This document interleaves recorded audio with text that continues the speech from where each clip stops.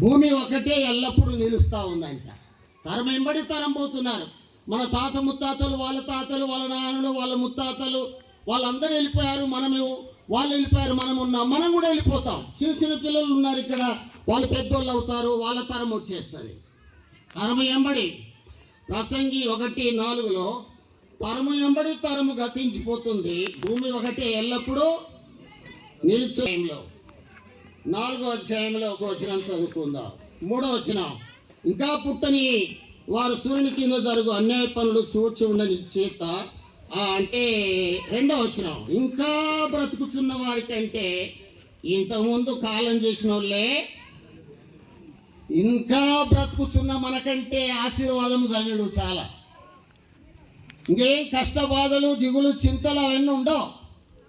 ఆశీర్వాదానికి ఇంకో DCM కొనాలా, బస్సు కొనాలా, చిన్న కారు కొనాలా, 15 లక్షల కారు కొనాలా, 20 లక్షల కారు కొనాలా అనేది ఉండనే ఉండదు.